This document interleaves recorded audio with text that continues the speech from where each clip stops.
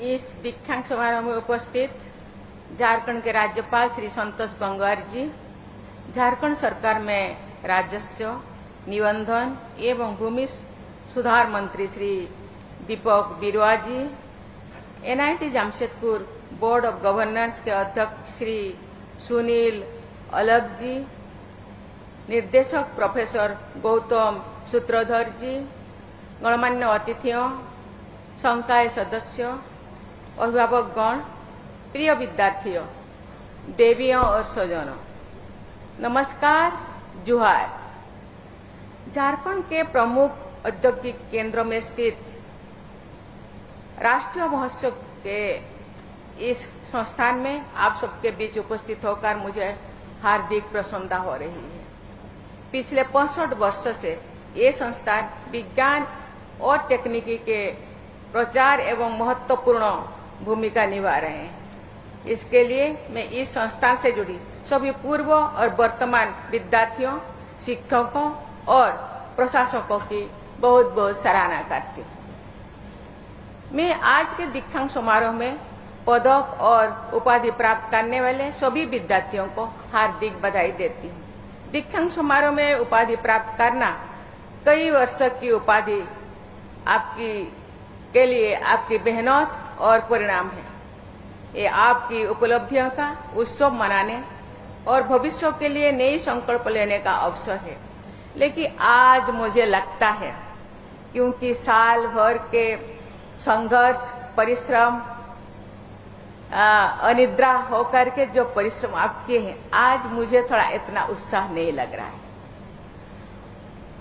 आज मैंने देखा जो 2 बच्चों को हम गोल्ड मेडल दे रहे थे, 2 लोगों को मैं डिलीट दे रहे थे, कोई बच्चे ताली नहीं बजाए। मुझे लगा कि बच्चों को शायद मना किया गया है, नहीं बच्चे थोड़ा टायर्ड हो गए हैं, कहीं अभी 3 बज गया, भूख लग रहा होगा, तो बच्चे ताली बजाए नहीं। कहते हैं देना है तो लेना है। आपके उनके टाइम पे ताली नहीं बजाए, फिर आपके टाइम पे कौन ताली बजाएगा? आज खुशी का माहौल है, आज पूरा उत्साह का माहौल होना चाहिए। यहाँ तो मुझे लगता है ये मातम सा चल जाए, पूरा चुपचाप। अभी बताया गया है कि हम महिलाएं जो बालिकाएं ज्यादा बालकों से ज्यादा अच्छा करते हैं, बालिकाएं भी तालीम पता नहीं भाइया लोग हम लोगों को साढ़े गुस्सा करेंगे, इसीलिए थोड़ा थोड़ा ताली बजाओ।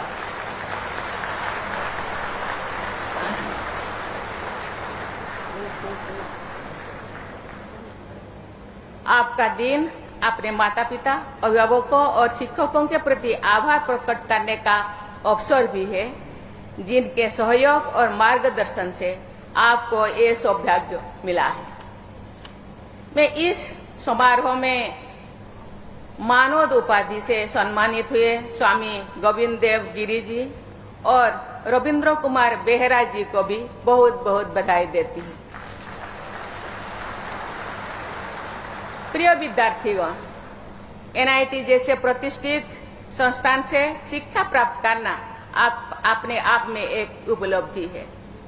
इस क्षेत्र में उपलब्ध प्रचुर प्राकृतिक संसाधन एवं सुप्रसिद्ध उद्यम NIT जमशेदपुर को और भी विशेष बनाते हैं। आपके पास अवसर है कि इस परिवेश का लाभ उठाते हुए अपने ज्ञान और कौशल का उपयोग देश तथा समाज के व्यापक हित में करें। मुझे ये बताते हुए मुझे बताया गया है कि NIT जमशेदपुर में ऐसा इकोसिस्टम विकसित किया गया है जो शिक्षा और नवाचार को लोगों की जरूरतों और देशवासियों की आकांक्षाओं के साथ जोड़ता है। सरकार के प्रयासों से परंपरागत क्षेत्रों के साथ साथ डिफेंस, स्पेस और एटॉमिक एनर्जी जैसे गैर प्रासंगिक क्षेत्र ही युवाओं को उद्यम स्थापित करने के अवसर प्रदान कर रहे हैं। तकनीकी रूप से सक्षम आप जैसे युवा इन अवसरों का उपयोग करके न केवल अपने लिए बल्कि दूसरों के लिए भी रोजगार सृजन कर सकते हैं। मुझे ये जानकर प्रसन्नता हुई है कि इस संस्थान में centre for innovation and incubation council की स्थापना की गई है। मैं आशा करती हूं कि ये काउंसिल विद्यार्थियों में इनोवेशन और स्टार्टअप संस्कृति को बढ़ावा देने में सहायक सिद्ध होगा। देवियों और स्वजन, वर्तमान समय में जितनी तेज गति से तकनीकी बदलाव हो रही है, उस गति से शायद ही पहले की किसी कालखंड में हुई थी। इन बदलावों से जहां एक और नए नए अवसर उपलब्ध हो रहा है, वही दूसरी ओर नई चुनौतियां भी उत्पन्न हो रही है। तकनीकी विकास से शिक्षा, कृषि, स्वास्थ्य सेवा, संचार और ऊर्जा उत्पादन के क्षेत्र में अभूतपूर्व परिवर्तन हो रहे हैं। लेकिन आधुनिक तकनीकों का दुरुपयोग करके साइबर अपराध में वृद्धि हो रही है और ई वेस्ट से पर्यावरण का नुकसान हो रहा है। एनआईटी जमशेदपुर जैसे महत्वपूर्ण हितधारकों से ये अपेक्षा की जाती है कि ये आधुनिक तकनीकों का सामान्य ज्ञान और समाज पर पड़ने वाले कुप्रभावों के नियंत्रण और समाधान में भागीदारी करेंगे। ये न केवल समाधान खोजेंगे, बल्कि अन्य संस्थानों और उद्यम जगत के साथ सहयोग करके उन संस्थानों को सतत और स्थायी समाधान में बदलाएंगे। हमारे सामने कई ऐसे चुनौतियां हैं जिनका सामना करने के लिए मल्टी स्टेक होल्डर अप्रोच के साथ आगे बढ़ने की आवश्यकता है। उदाहरण के लिए सस्टेनेबल एनर्जी डेवलपमेंट या वेस्ट मैनेजमेंट के लिए इंजीनियर्स द्वारा टेक्नोलॉजी का विकास तो किया जा सकता है, लेकिन उस टेक्नोलॉजी को आर्थिक और सामाजिक रूप से व्यवहारिक बनाने में अर्थशास्त्रियों, समाजशास्त्रियों और उद्योग जगत की अहम भूमिका होती है। देवियों और स्वजनों, शिक्षण संस्थाएं केवल शिक्षा और उपाधि प्राप्त करने के केंद्र ही नहीं है, बल्कि ये शोध के प्रमुख केंद्र है तथा राष्ट्र की बौद्धिक प्रयोगशालाएं भी है। यहाँ पर देश के भविष्य की सोच आकार लेती है। एनआईटी जैसे संस्थानों में शिक्षित इंजीनियर्स को ऐसे नेशन बिल्डर्स की भूमिका निभानी चाहिए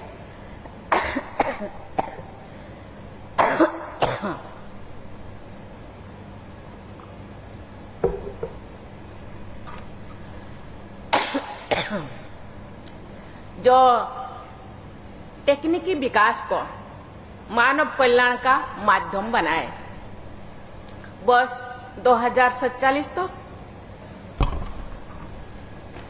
किसी भी उच्च शिक्षण संस्थान की प्रतिष्ठा केवल उनकी रैंकिंग या प्लेसमेंट से नहीं होनी चाहिए, बल्कि ये भी ध्यान में रखना चाहिए कि वो संस्था और उनके विद्यार्थी समाज और राष्ट्र के लिए किस प्रकार योगदान दे रहे हैं। वर्ष 2047 तक हमने भारत को एक विकसित राष्ट्र बनाने का लक्ष्य रखा है। इस लक्ष्य की प्राप्ति में रिसर्च, इनोवेशन और स्टार्टअप कल्चर को बढ़ावा देना तथा युवाओं को स्किल्ड वर्कफोर्स के रूप में विकसित करना अत्यंत महत्वपूर्ण है। भारत सरकार रिसर्च, इनोवेशन, स्टार्टअप्स को बढ़ावा देने के लिए अनेक योजनाएं चला रहे हैं। एनआईटी जैसे अग्रणी संस्थानों को रिसर्च और इनोवेशन पर और अधिक ध्यान देना चाहिए।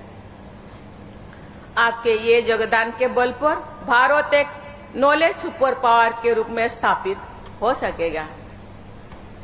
प्रिय विद्यार्थियों, विकसित भारत का सपना केवल ऊंची इमारतों या शक्तिशाली अर्थव्यवस्थाओं के रूप में पूरा नहीं होगा, बल्कि एक ऐसे समाज के निर्माण से होगा जिसमें अंतिम पायदान पर खड़े व्यक्ति के पास भी अवसर की समानता और गरिमापूर्ण जीवन जीने की सुविधा हो। आपकी शिक्षा और ज्ञान को तभी सफल माना जाएगा जो उसका लाभ जन सामान्य तक पहुंचे।